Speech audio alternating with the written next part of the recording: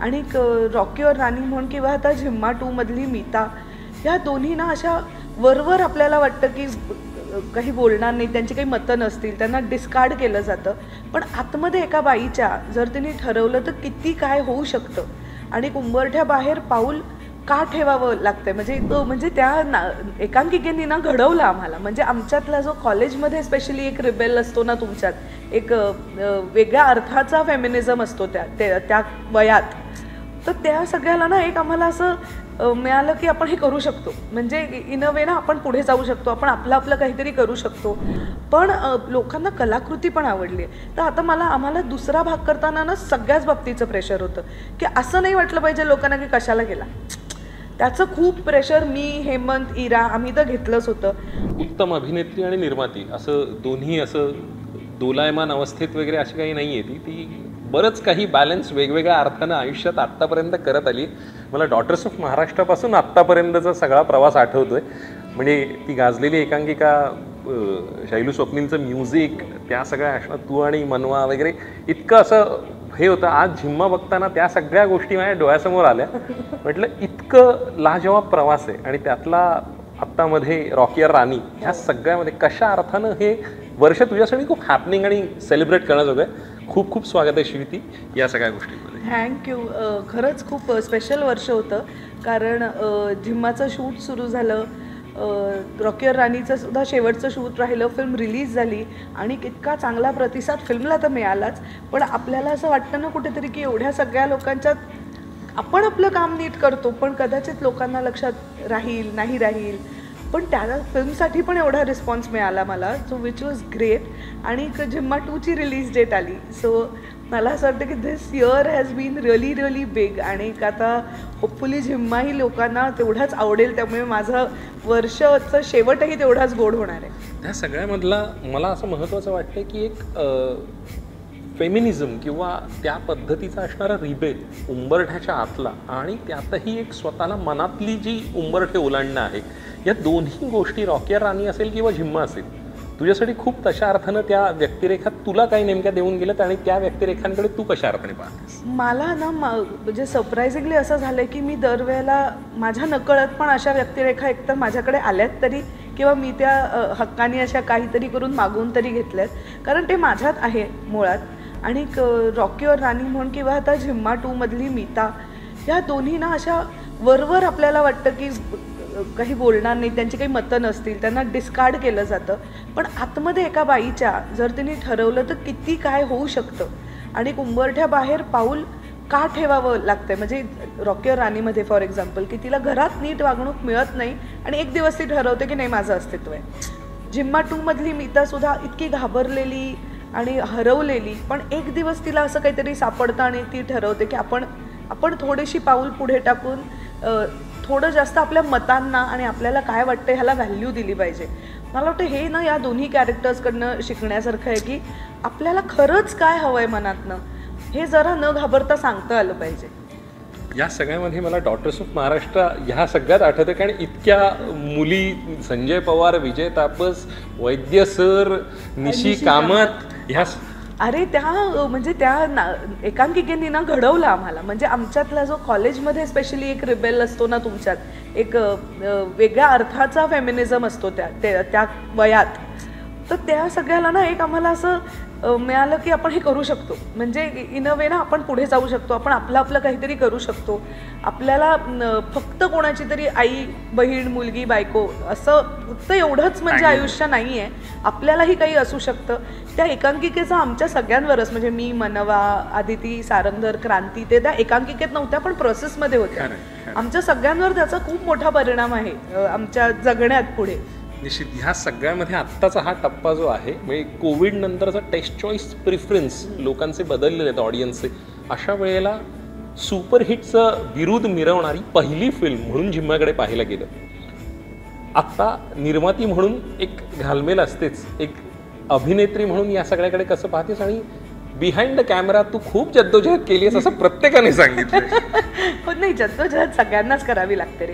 कारण तो निर्माती म्हणून पहिल्या वेळेला ना कोणाच्या आमच्याकडनं काही अपेक्षाच नव्हत्या, बिकॉज काही कर लोगे असं प्रत्येकालाच वाटत होतं. आणि ते त्याच्यात त्यांचीही चूक नाही आहे, कारण आमची पहिली निर्मिती होती, अशी फिल्म होती जी एक आउटडोअरला बायका गेल्यात वगैरे, कोविडनंतर हे काय होणार आहे याचं. आणि आम्हालाही असं होतं की ठीक आहे बघू आता, आपण तर आपलं सगळं ओतलं आहे.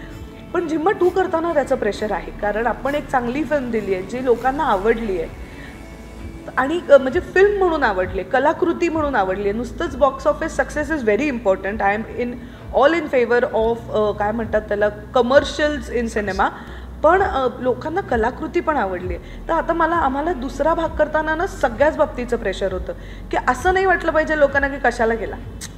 त्याचं खूप प्रेशर मी, हेमंत, इरा आम्ही तर घेतलंच होतं.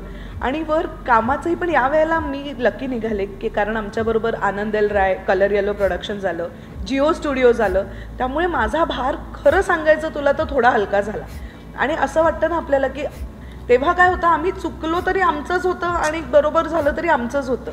आता आपण जर चुकत असू तर सांगायला 2 मोठी माणसं आहेत जे आपल्याला सांगू शकतात असं नाही, असं करून बघा. ह्याची खूप मदत होते आणि कॉन्फिडन्स बूस्टिंग आहे. एका नवीन कंपनीला एवढे 2 मोठे दिग्गज लोक आपल्याबरोबर आपल्या पाठीशी उभं राहायला तयार झाले, हेच खूप सॅटिस्फाईंग आहे. आणि कलाकार म्हणून म्हणशील तर जास्त प्रेशर होतं. आय विल टेल यू, मी झिम्मा 2च्या शूटिंगला आज रात्री निघायचं तर आज सकाळी बसून लागोपाठ झिम्मा 1 पाहिला आहे. कारण काही वेळेला आपण ते काम करून जातो आणि आपण त्यानंतर बरीच कामं करतो, सो आपण विसरतो त्याच्या लगबी म्हण, किंवा असं होतं ना आता मी काहीतरी वेगळं करून बघते, तर नाही करायचं आहे वेगळं, कारण ते कॅरेक्टर तेच आहे, तिचं मूळ तेच आहे. सो ते आपल्याला ते कुठेतरी विसरायचं नव्हतं मला. सो त्यामुळे झिम्मा 1 मी परत पाहिला 2दा आणि त्यातही खूप मदत झाली काम करताना. ह्या सगळ्यामध्ये इन सर्च ऑफ समथिंग असा एक वेगळा खेळ सुरू आहे आणि त्यात जोडीदार ह्याच्यापेक्षा एक ममत्वाकडे तू पाहणार आहे, असे दुहेरी धार त्या नात्याला आहे. आणि तशा अर्थानं तू त्या सगळ्याकडे बघताना ममत्व आणि एक पार्टनर, हे तो जो शोध आहे तो कशा अर्थानं तू पाहिलास. आणि नाटकाच्या तालमीत भेटलेला हेमंत आणि दिग्दर्शक म्हणून हेमंत, इथपर्यंतचा प्रवासही तू सांगास असं मला वाटतं. नाटकाच्या तालमीत भेटलेला हेमंत खूप वेगळा होता आणि मला हे माहित होतं की त्याला दिग्दर्शन करायचं, पण मला हे नव्हतं माहित की त्याला येतंय का. तालमीच्या पाळण्यात पाय व्यवस्थित तू ओळखलेस असं तुला वाटतं? नाही ओळखले मी त्यातला लेखक ओळखला, मी त्यातला चांगला नवरा ओळखला, हे मी नक्की सांगते. आम्ही वेन वी स्टार्टेड डेटिंग मी एक चांगला नवरा नक्की ओळखला, मी एक लेखक ओळखला, पण मी दिग्दर्शक नाही ओळखू शकले.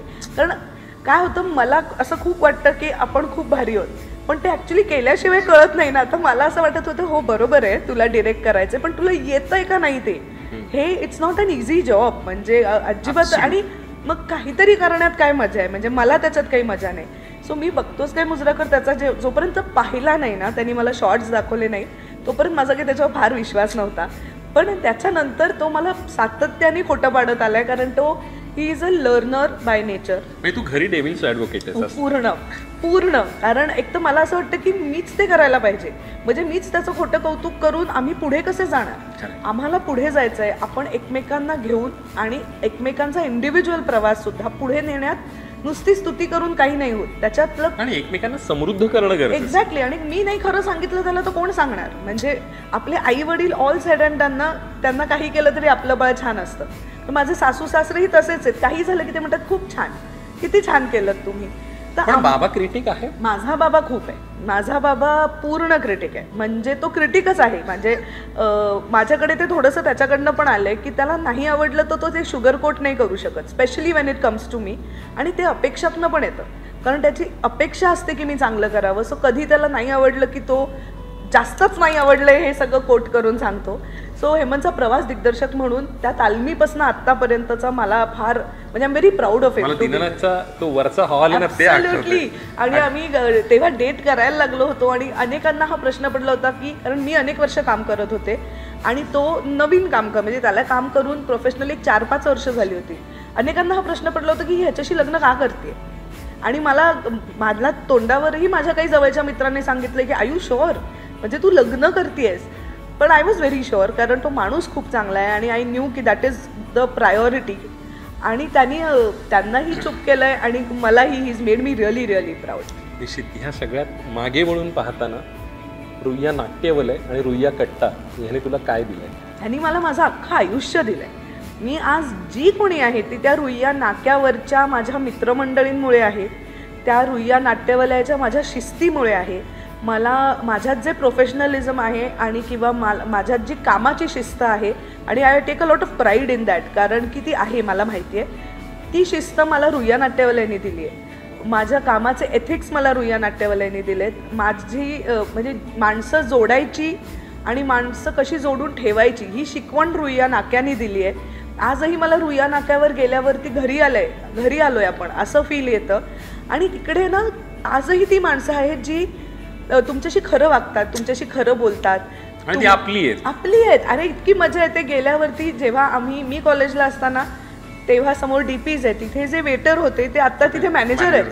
तिकडे मग गल्ल्यावर बसतात तिकडे. आणि वेणू आणि प्रसादही आजही तेवढ्याच आपलेपणाने ते खाऊ घालतात. एक्झॅक्टली तेवढ्याच आपलेपणाने. म्हणजे असं होतं की मी तेव्हा माझ्याकडे नसायचे पैसे, आता आहेत चहाचे, मी देते पैसे, पण ते घेत नाहीत. आणि ना असं वाटतं की हा चला. पण तो कपातल्या चहापेक्षा ग्लासातला कटिंगच ऑलवेज म्हणजे आम्ही गेल्यावर त्यांनी कपात आणून दिलं तरी आमचं असं होतं की नाही वो कटिंग पिलाओ यार, वही है.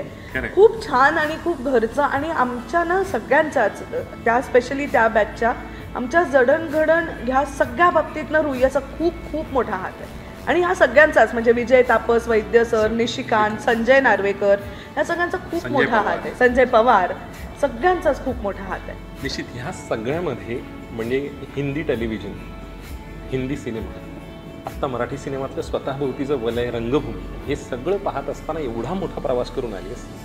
या टप्प्यावर झिम्मा 2 नेमकं तुझ्यासाठी काय?